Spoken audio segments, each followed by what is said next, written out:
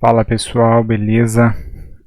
Vamos continuando aqui no nosso terceiro vídeo sobre HTML.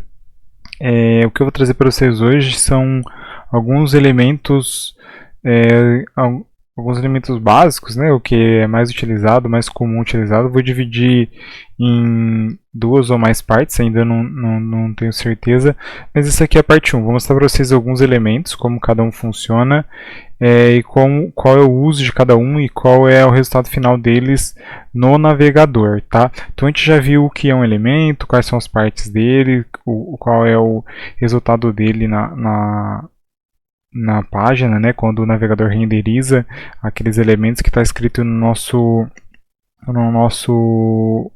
arquivo HTML. Então vamos lá, né? Aqui é a minha página do vídeo anterior, tá aqui do jeito que ela estava antes, né? Então eu vou começar a adicionar algumas outras coisas aqui, né? Vou limpar aqui esse arquivo aqui. E a primeira coisa que eu queria mostrar para vocês eu vou criar aqui uma tag P de parágrafo. Eu vou colocar aqui meu parágrafo. Lembra que eu falei para vocês que a gente poderia ter elementos dentro de outros elementos, né? Isso é perfeitamente comum, igual a gente já tem na nossa estrutura aqui, né? Mas a gente poderia ter através de outros elementos também. Então eu criei aqui o meu parágrafo ali, né? Meu parágrafo, e aí eu quero colocar um outro elemento, outra tag dentro dele que deixa o texto marcado como se ele fosse um texto bold, né? Então eu posso colocar aqui uma outra tag chamada strong, abre e fecha, e meu parágrafo. E aí se eu voltar aqui na nossa tela, ele tem esse resultado aqui, né? Lembrando que eu tenho que a minha tag P eu continuo abrindo e fechando, as tags que estão dentro, né, os elementos internos, abertura e fechamento também.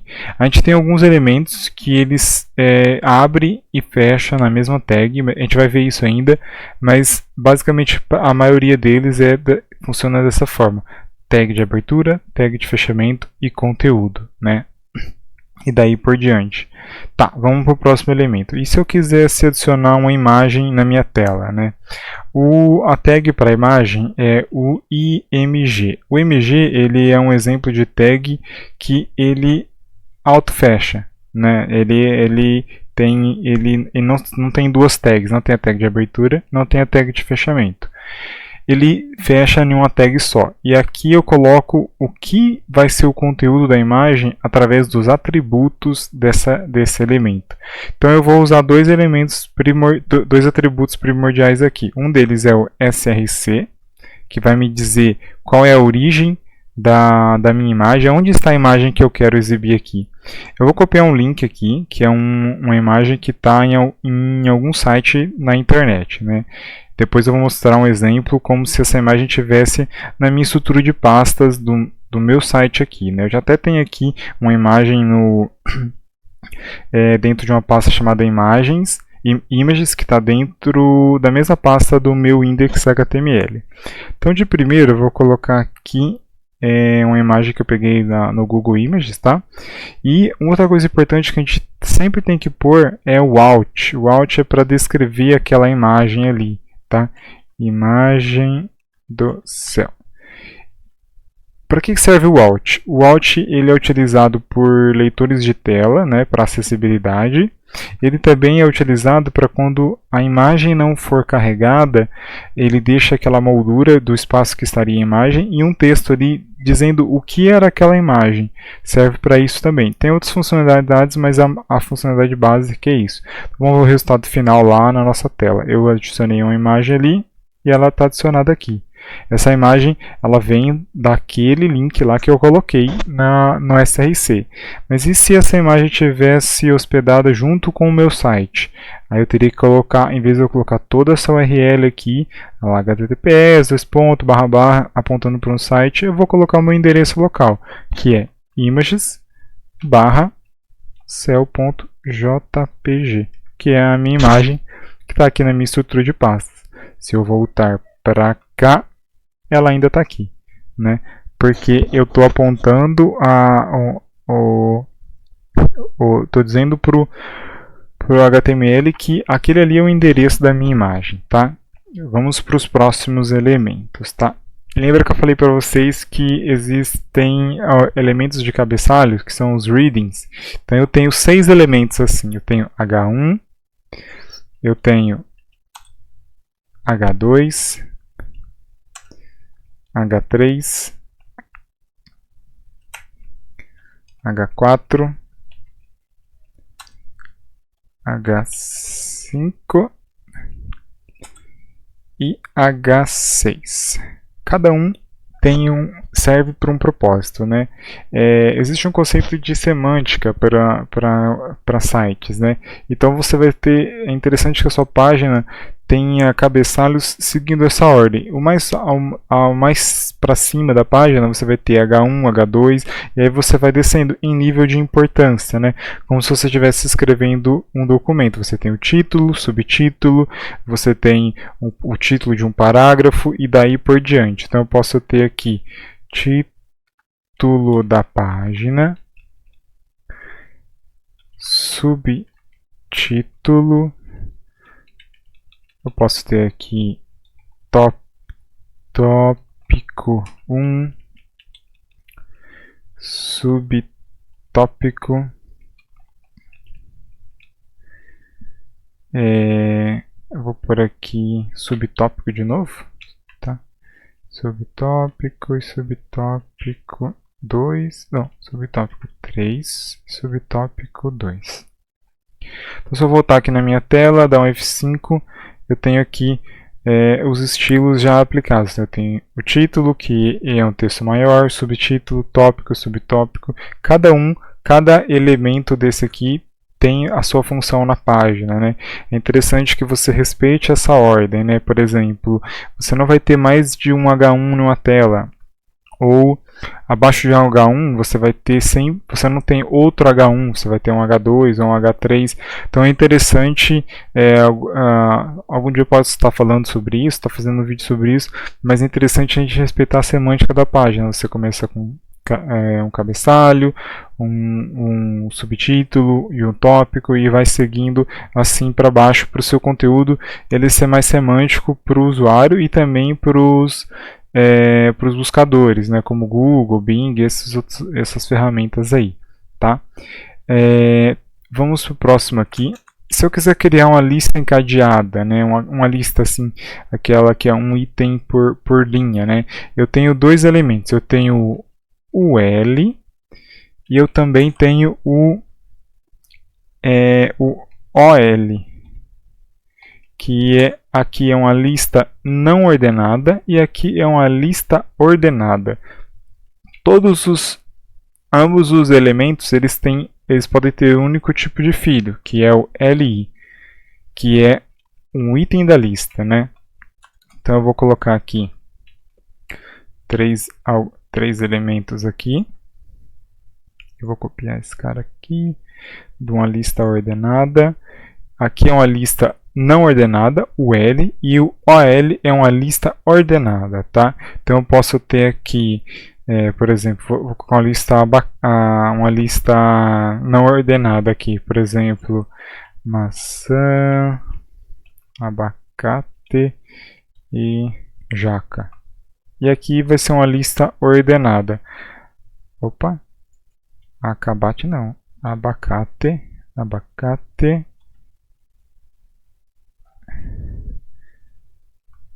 jaca e maçã. Vamos lá ver como vai ficar o resultado na nossa página.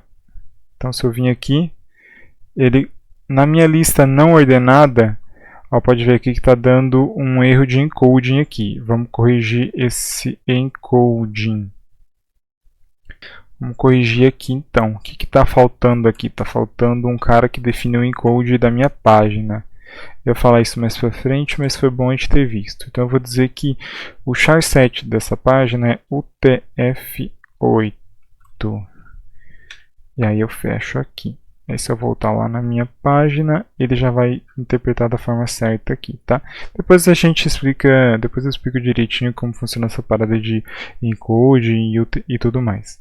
Então o que eu fiz aqui? Como a minha segunda é uma lista ordenada, você pode ver que ele coloca os números aqui, né? Abacate, jaca, maçã, porque eu respeito, ele entende, ele não vai ordenar sozinho, né? Eu acho que isso tem que ficar bem claro. Eu coloquei em ordem e aí o navegador entendeu que é uma lista ordenada e colocou os números, respeitando a ordem que é a ordem de exibição lá. Uma lista não ordenada, ele coloca esses bullets aqui, para dizer que para o usuário entender que é uma lista não ordenada. Então, esse é mais um elemento bem comum aí que a gente usa na hora de construir as nossas telas, tá? Então vamos para o próximo aqui. Tá, e se eu quiser fazer um link para uma outra página? O link é o elemento A. Então eu vou colocar aqui um link para o Google. Tá, eu vou colocar aqui só o A e o texto dentro. E aí eu vou vir aqui na minha página, vamos dar uma olhada, tá aqui Google.